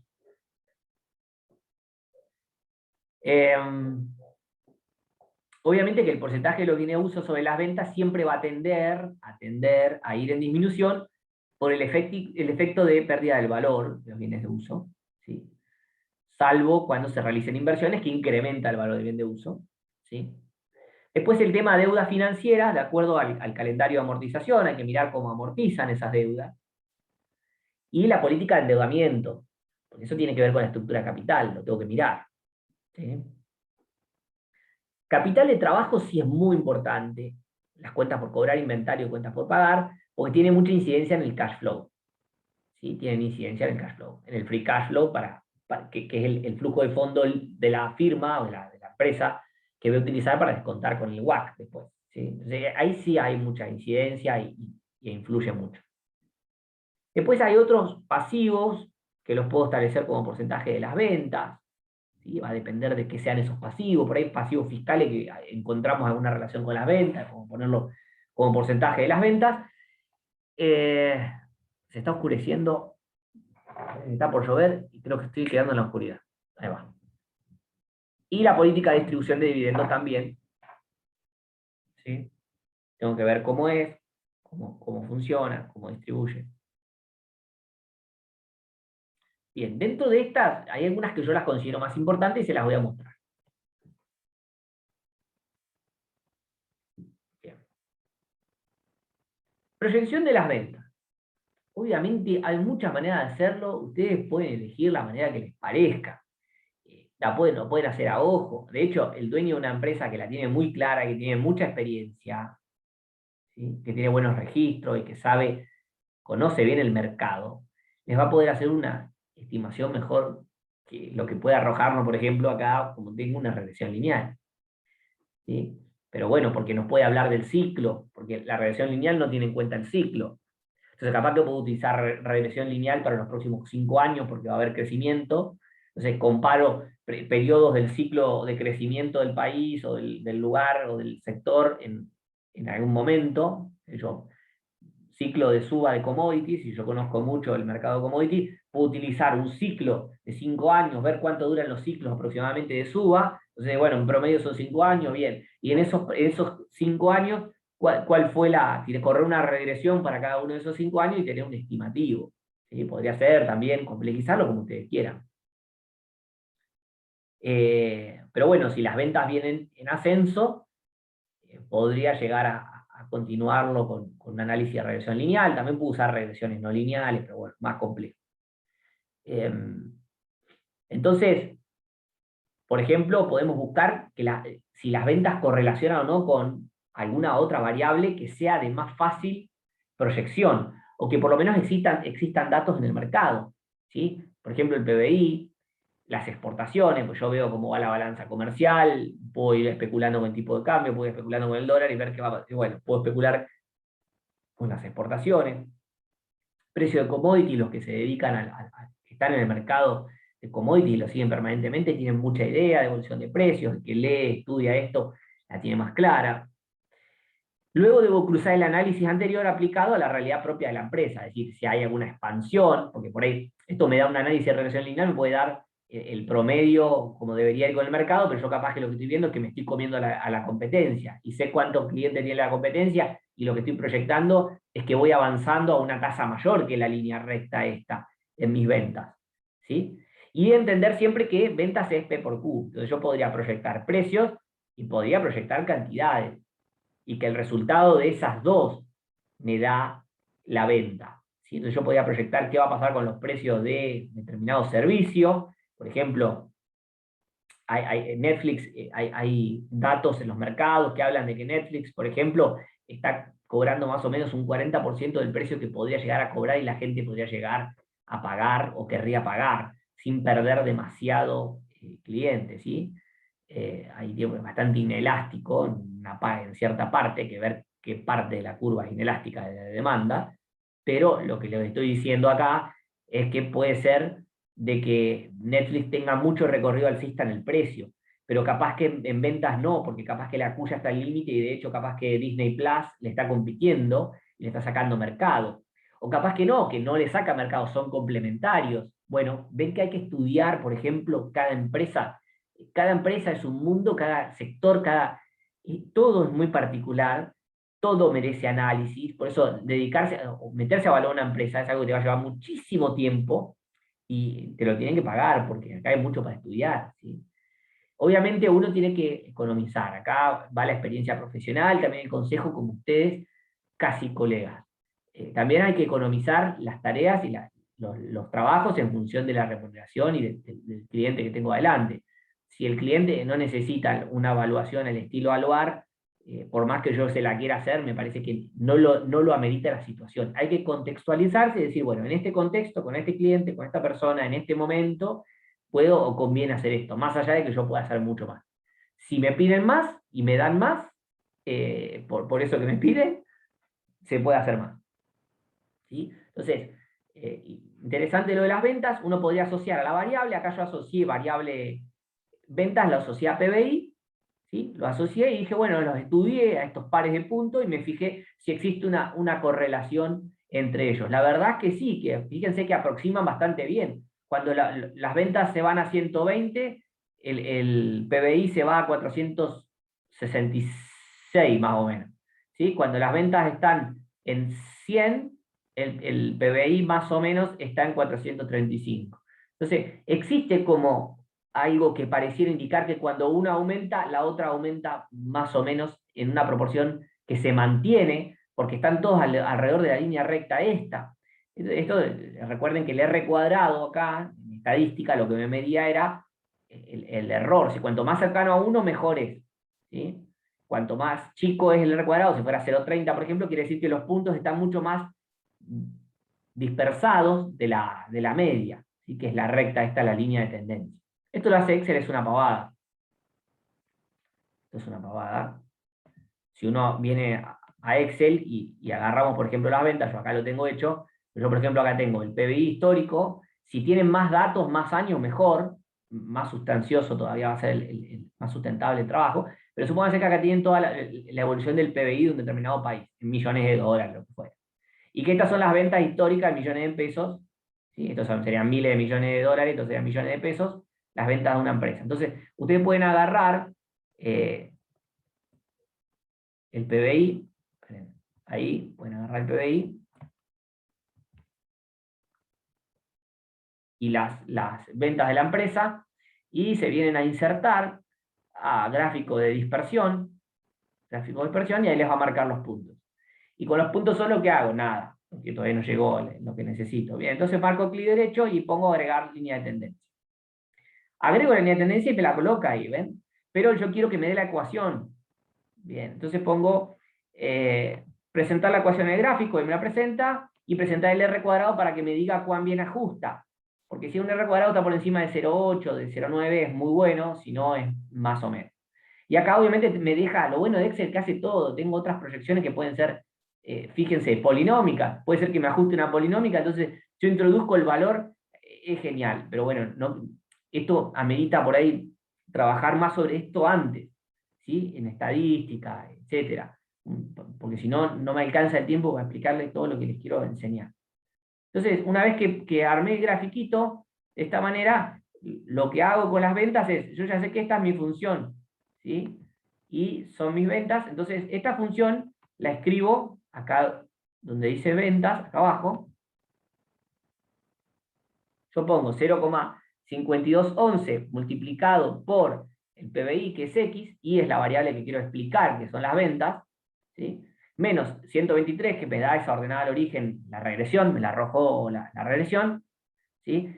Y yo de esa manera puedo automáticamente ir proyectando las ventas. ¿En base a qué?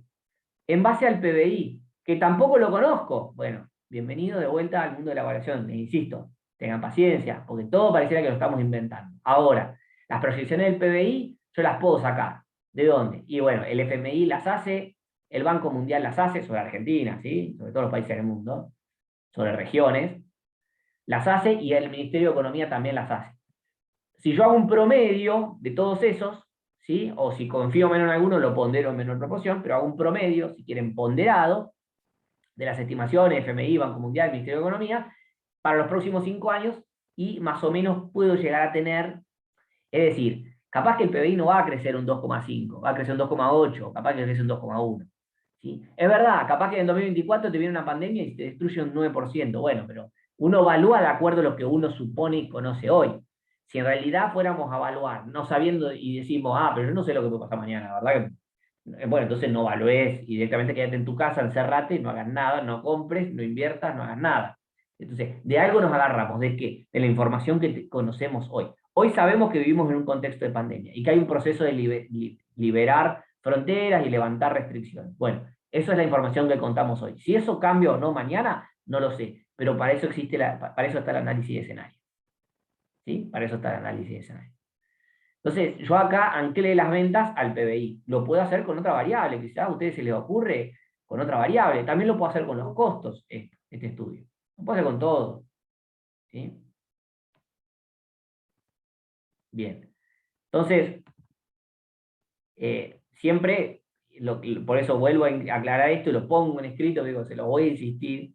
Estamos hablando del futuro, por lo tanto, todo es incierto. ¿Sí? Todo es incierto.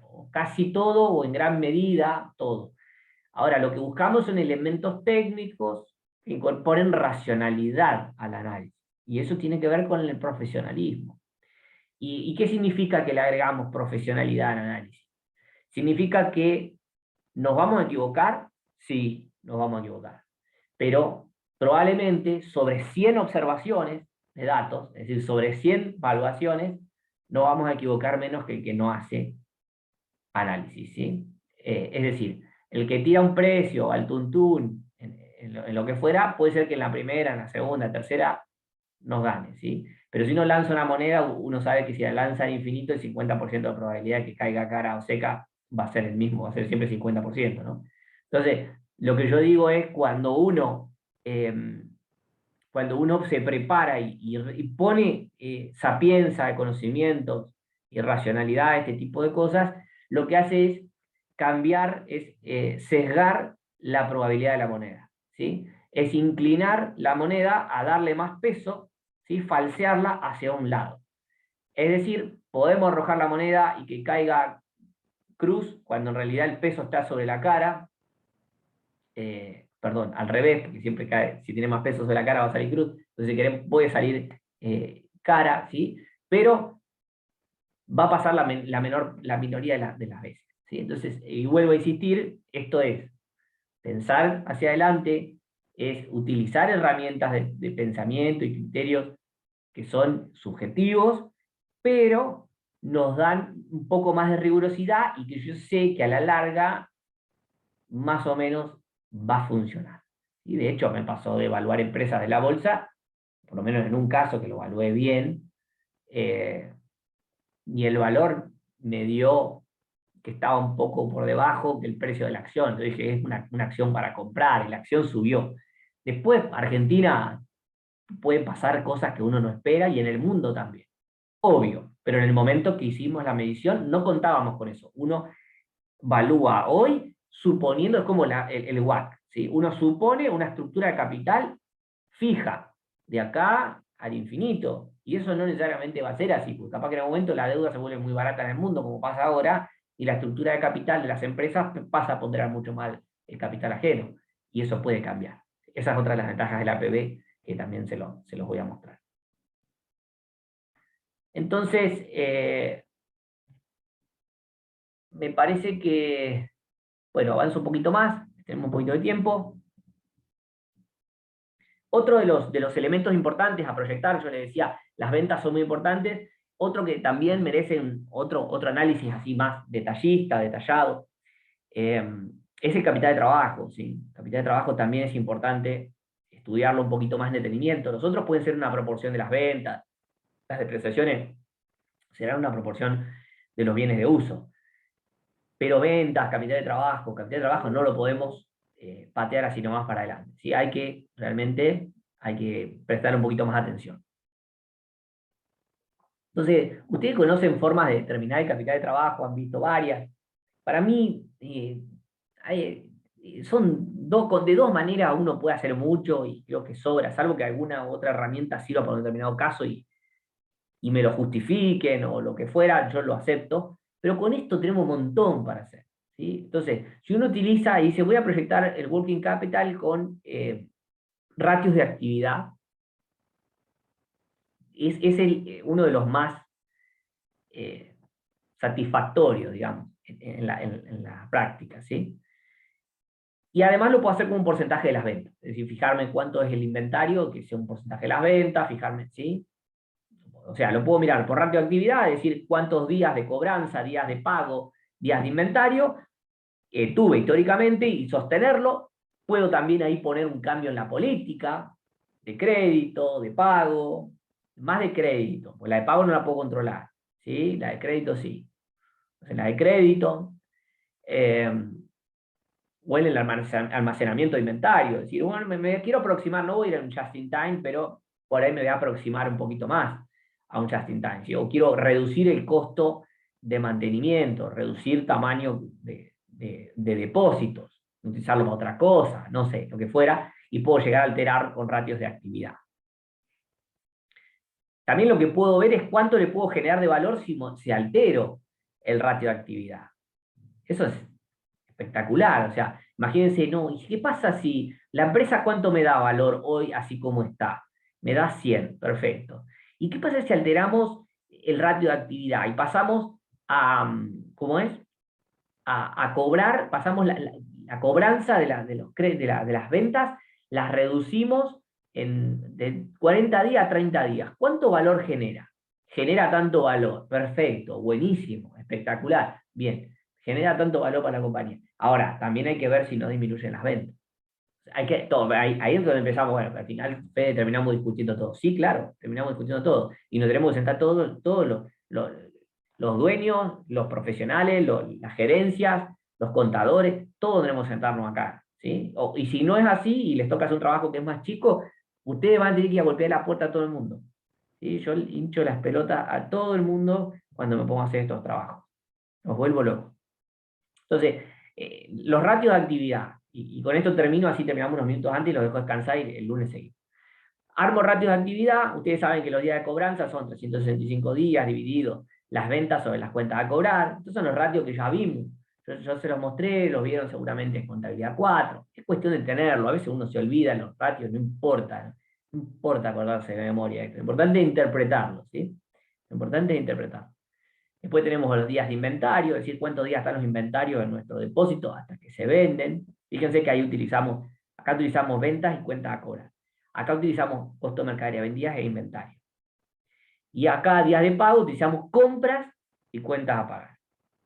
¿Sí? Bien. Y que las compras salen ¿de dónde? Las despejo esto se llamaba, ¿cómo es? Sistema de determinación del costo por diferencia de inventario, ¿no? Bueno, estoy disfrutando de mis recuerdos contables. Entonces, uno acá puede sacar las compras si uno tiene el costo de mercadería vendida primero, ¿sí? Para eso tengo que antes generar, ahora vamos a ver cómo proyectamos esto, ¿sí? Despejando compras de esta ecuación. Pero tengo que tener costo de mercadería vendida, existencia inicial y existencia final. Si no los tengo esos datos, no puedo. ¿Sí? Dos variables, una ecuación, no tiene solución, acuérdense. Entonces, vamos a proyectar el working capital de acuerdo a ratios de actividad. ¿Cómo proyecto? Y bueno, acá, fíjense, si era días de cobranza, yo ya saqué los históricos, ¿sí? Ya saco los datos históricos. Les voy a mostrar en el Excel. Saco datos históricos. Acá están los días de cobranza, ¿sí? Los saco aplicando la fórmula con los datos del balance y estado de resultados, que los tengo. Entonces acá voy armando los días de cobranza, ¿sí? Y de pago, y de inventario, etc. Y acá puedo sacar un promedio simple de esto, ¿sí? De los datos que tengo. Bien. Entonces, ahora yo lo que tengo son las ventas proyectadas. ¿Sí? Tengo esta parte. ¿Sí? Tengo esta parte. Las cuentas por cobrar no las conozco, de hecho son las que yo quiero averiguar, porque estoy por proyectar el capital de trabajo. 365 días, y los días de cobranza ya los tengo porque es un promedio, yo digo voy a sostener el promedio. Bueno, acá viene donde ustedes quieren modificar ese promedio, pero eso ya es a dedo, ¿sí? Meten arbitrariamente el valor que quieren. Entonces, ¿qué despejo? Las cuentas por cobrar. Día de cobranza es un dato que lo generé en base a contenido histórico, a datos históricos. Ventas proyectadas la tengo porque lo proyecté antes, por eso hay que hacer un muy buen laburo de las ventas proyectadas. Después, y tienen que hacerlo en este orden, ¿eh? Después vienen los inventarios, ¿sí? Y los inventarios, ¿qué son? Y bueno, tengo los días de venta, ¿sí? Que lo tengo también del histórico, por el costo de la mercadería vendida proyectada, que ese era una proporción, el costo de ventas, ¿se acuerdan? Una proporción de las ventas, un porcentaje. También puedo estudiarlo mejor si quieren, yo lo hice con un porcentaje de las ventas. Y después vienen las cuentas por pagar, lo último. Y las cuentas por pagar dependen de las compras. Entonces, fíjense por qué necesito antes sacar costo de mercadería vendida proyectado, ¿sí? Esa es la fórmula anterior, lo que tenía que despejar. Entonces, costo de mercadería vendida, y fíjense que necesito acá la existencia inicial y la existencia final. Por eso antes tuve que proyectar inventarios, porque es la única manera de tener existencias finales e iniciales proyectadas, ¿sí? Es decir, la existencia de los inventarios. Si no tengo esto, no voy a poder, si no tengo estas dos variables proyectadas, no voy a poder ir sacando las compras. Por lo tanto, no voy a poder sacar las cuentas a pagar. Por lo tanto, lo que le digo es, este es el orden. primero inventario, ¿está? Después voy a cuenta por pagar. Bueno, a ver cuánto me queda. Bueno, hacemos esta, termina y cortamos. Bastante jugado igual con el tiempo. Y este es el... ¿Y cómo sigue la historia? Digo, porque acá estamos proyectando. Yo estoy contando cómo se proyecta, ¿sí? Estoy enseñando a armar el flujo de fondos, de alguna manera, ¿sí? Pero utilizando herramientas un poco más sólidas. Y bueno, el flujo de fondo es esto, es el EBITDA, ¿sí? Las ganancias. Creo que también se usa Byte o algo de eso he visto, bueno, no importa. Las ganancias antes de intereses, impuestos y depreciaciones.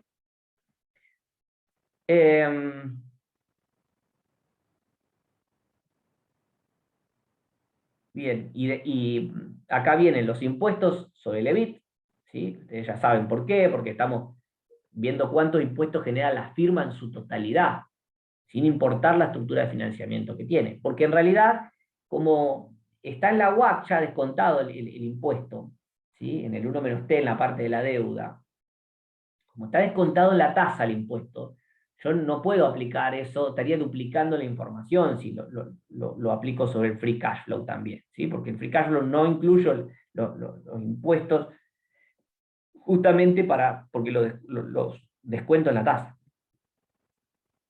Puede haber ajustes por quebranto también, si tienen algún quebranto viejo, que hablan con el asesor fiscal y dicen, mira, en tal periodo se va a cobrar esto, si no es acá es allá, bueno. Y la variación financiera del capital de trabajo, ¿sí? De ahí llego al cash flow operativo. Después vienen las inversiones, que es lo que voy erogando, bienes de uso, etcétera, inversiones que vaya haciendo, y ahí llego al free cash flow. Y después del free cash flow, recuerden que como este es un negocio que no tiene terminalidad, después lo vamos a ver igual, vamos a hablar de valor terminal, voy a llegar al valor terminal, es decir, este negocio continúa perpetuamente, al infinito, ¿sí? Por lo menos no tengo certeza sobre la finalización. Entonces ahí tengo el free cash flow más el terminal value o el valor terminal. Después viene ahorro fiscal, todo, pago de interés, amortización principal, todo el cash flow de la deuda. Después de ahí, por deducción, llegó al cash flow del equity. Pero yo me voy a quedar en este renglón, en el cash flow, en el free cash flow para la firma, con el terminal value, que están sumándose. Y eso es todo lo que genera la empresa por sí mismo sin importar la estructura de capital. Y entonces armo el flujo de fondos, parto del EBITDA, arriba el free cash flow para la firma, incluyo el valor terminal. El free cash flow para la firma más el valor terminal va a ser el flujo que utilizaré para descontar el WACC. Es decir, este renglón es el que voy a utilizar para descontar el WACC. Ese valor presente me va a arrojar el valor de la firma. El valor de la firma, ¿se acuerdan? El valor del equivalente al valor del activo, que generan todos los activos. Y mi objetivo es el equity value, porque quiero saber cuánto vale la empresa. ¿Sí? Cuánto tengo que pagar por patrimonio neto por la empresa. Es decir, yo entro y pago la proporción de las acciones. Después ahí adquiero la empresa con un pedazo de deuda también. Por tanto, compro una empresa por un tamaño mayor. ¿Sí? El valor de la firma es mayor. Y mi objetivo es el equity value. Para ello sé que el firm value es igual al equity más la deuda. ¿Sí? Por lo tanto, debo restar la deuda del firm value para obtener el valor del equity. Pues yo, acá, como les digo, descontando el free cash flow más el terminal value, voy a la WACC, ¿sí? Voy a llegar al valor de la firma. Si al valor de la firma paso la deuda restando para acá, le resto la deuda al valor de la firma, ¿qué deuda? La deuda neta. ¿Neta de qué? Del cash, del efectivo. Llego al valor del equity. Y así voy a determinar el valor de la empresa. ¿Sí? Así de sencillo es determinar el valor de la empresa. ¿Está? Así que eso es lo que voy a dar hasta hoy. Voy a hablar de cuál es el costo de capital, cómo voy a construir el costo de capital en la próxima clase. Díganme si hay algo que los pueda ayudar o algo que les pueda explicar, aportar preguntas, dudas, sugerencias, críticas.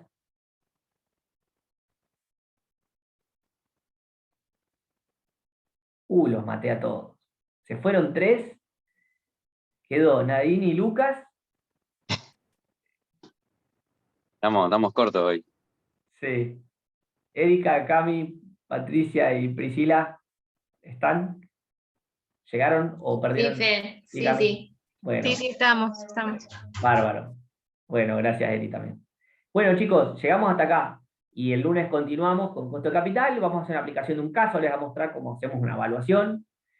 Y si nos da el tiempo y vemos, por ahí coordino con Nadine y Lucas, por ahí les doy algún caso real que me tocó evaluar una empresa local, un comercio, para ser más preciso. Un caso muy sencillo, se los voy a dar muy acotado, me gustaría darles el, el estado de resultado y el balance. No tiene balance en realidad la empresa, eso es lo que les va a pasar en el mundo local, pero un estado de resultado aproximado para que ustedes lo proyecten un poco y para que rápidamente introduzcan en una hojita de Excel los valores proyectados, que hagan el BNA de esos flujos y que con eso lleguen al valor de la empresa y ver si llegan a algo similar a lo que yo llegué, que probablemente deberían llegar. ¿Estamos? ¿Cortamos acá? Genial, Fe. Bueno, Fe, muchas gracias. Bueno, Buen me fin dice de. Nadine Muy que bueno. suben. Sí, Lu, ¿hablaste? No, muy bueno, muy bueno. Buen fin Bueno, de... bueno, eso, buen fin de, y dice Nadine que les manda buen fin de a todos, y en un ratito subimos algunas novedades al aula. Bueno, buen fin de semana, ojalá puedan descansar. Chau, chau. Igualmente.